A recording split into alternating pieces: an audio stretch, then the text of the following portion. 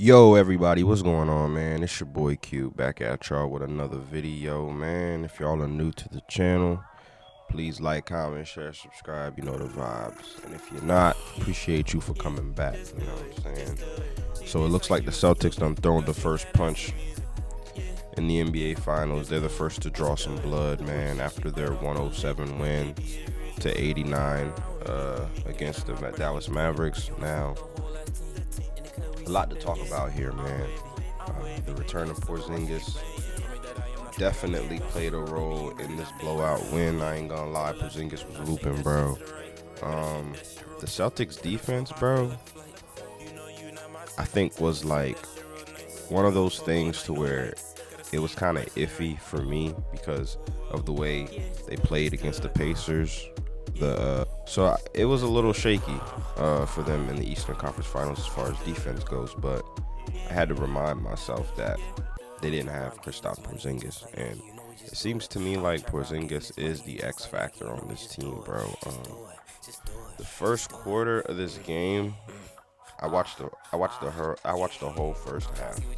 The first quarter of this game, Porzingis is coming off the bench, and Porzingis gives him 15, 2 blocks, like 8 rebounds, something crazy, bro.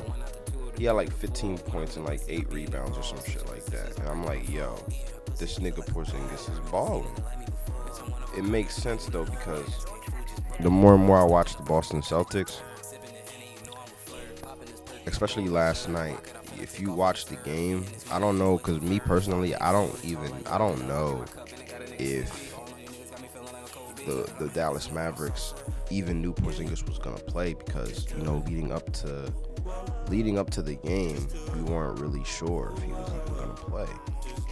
So did the Dallas Mavericks were just not able to game plan for him, or what happened exactly? You know what I mean? Because if you're the Dallas Mavericks, Porzingis has played on the Dallas Mavericks with Luka, because look, man, this NBA Finals has to be one of the most interesting NBA Finals I've watched in a long time. You know what I'm saying? There's a lot going on here. You got Kyrie Irving playing his former team. You got Kristaps Porzingis. You used to play with Luka on the Mavericks. Now he's playing for the Boston Celtics, and they're going up against each other. So there's a lot going on here. You guys know how Kyrie's time ended in Boston. He's flicking off fans, all types of shit.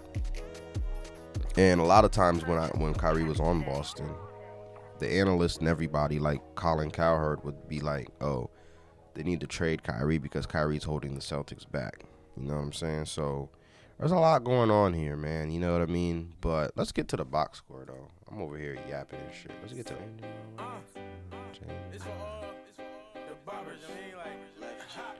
All right, so I'm going to start off with the Dallas Mavericks, man.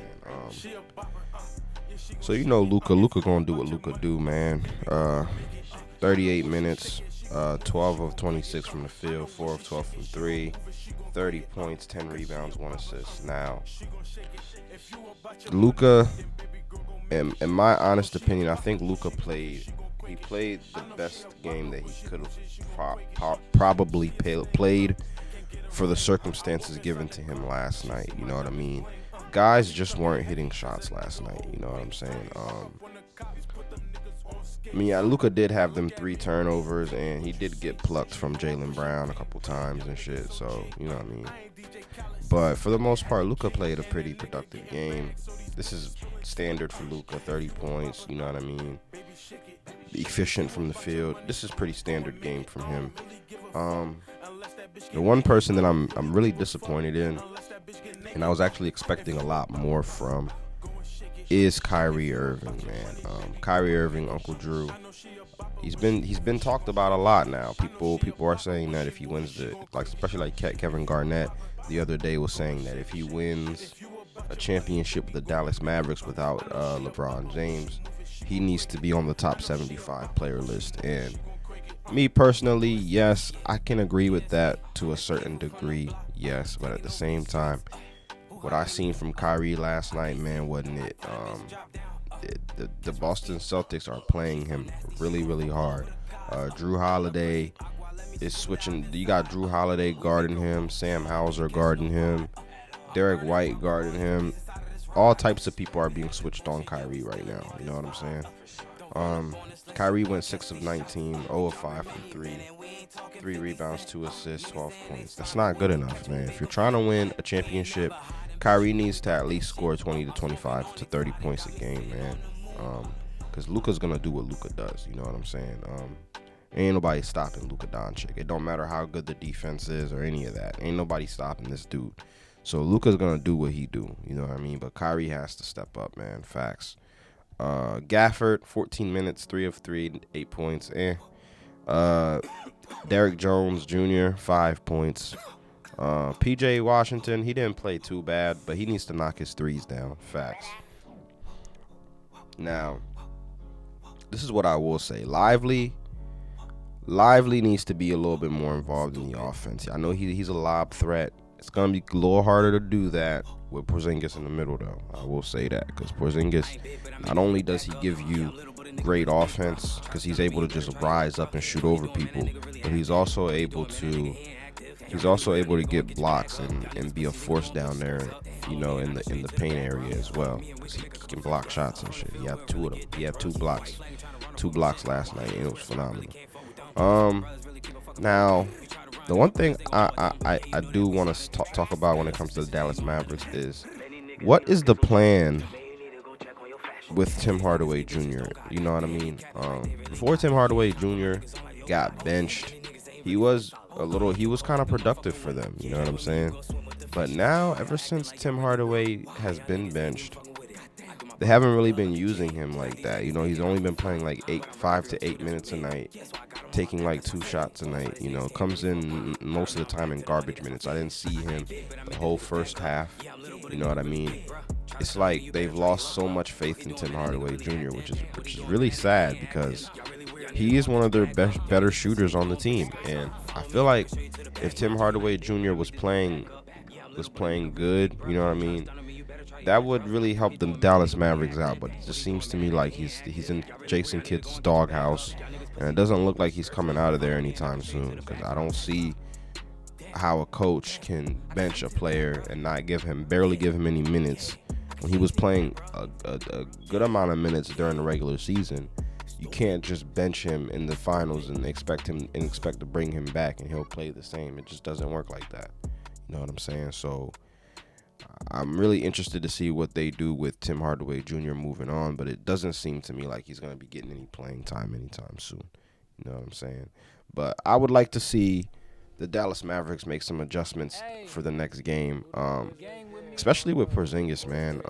Porzingis was really giving them a lot of problems, bro. Especially, he was getting a lot of switches. You know what I mean? I think once upon a time he had Luka guarding him. Luka fouled him, put him on the free throw line. He had Josh Green on him. Just rose up and shot over him. He had Jaden Hardy on him, rose over him and shot over him too. So Porzingis, man, it just looks to me like he's gonna be a hard guy to stop for the Dallas Mavericks, man. They need to figure out what they're gonna do with him, because if he keeps balling the way he's balling, the Dallas Mavericks have no shot at beating the Boston Celtics. I'm sorry, I'm just gonna say it. Now let's move on to the dirty Celtics, man. To the dirty Celtics. Jason Tatum. Now I'm gonna start this conversation off by talking about Jason Tatum. Yeah. 42 minutes, 6 of 16, 3 of 7 from 3, 11 rebounds, 5 assists, 16 points. Now, this is what I will say. Although the offensive numbers aren't where you would want them to be for Jason Tatum, because, you know, people are anointing him the best player on the team and shit. So the numbers aren't really quite there for him on offense, but this is what I will say. He played some good defense last night. He needs to, you know, bring the turnovers down just a little bit. I think he had like 4 turnovers in the first half, so he needs to bring that down, you know, just a little bit. But for the most part, I think Jason Tatum played a decent game.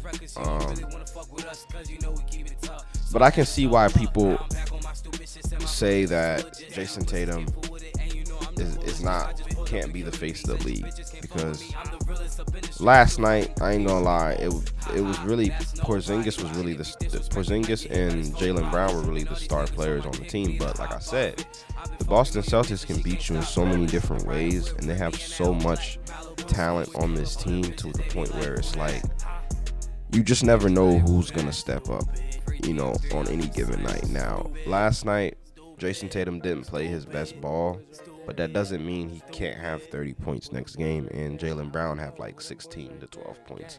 It just depends on the matchup and the situation and how the game's going. You know what I'm saying? So I'm gonna give Jason Tatum a pass for this last performance, but I would like to see him play just a little better.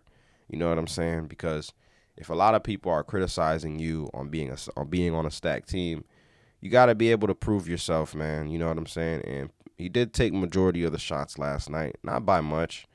You know what I mean? But at the same time, really want to see a lot more from the star player. Facts. Sam Hauser, man. Sam Hauser coming off the bench, 16 points, 3 of 4, 2 of 2 from 3, 8 points. He played pretty decent last night, man. And this is what I will say about Sam Hauser, because people be giving him crap about his defense and shit. He played okay defense, from what I saw from him last night. He was out there. He was dogging it. Al Horford, that dude old as hell. 10 points.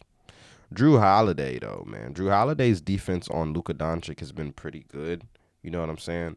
And he's not exuding so much energy to the point where he can't help you on offense, too. 4 of 9, 12 points. 8 rebounds, 5 assists. So that's good. Derek White. See what I mean, man? They got heavy hitters everywhere. Derek White, 5 of 11, 3 of 8 from 3, 15 points.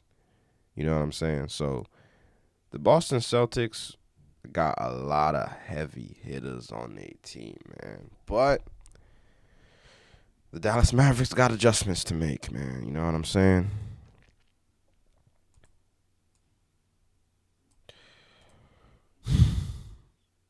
So that wraps it up for game one. You know what I'm saying? Boston takes it 107 to 89. Wow. Never thought I'd be saying this, but the Boston Celtics looked good last night, man. They looked real good last night. They played as a unit. They played like a team.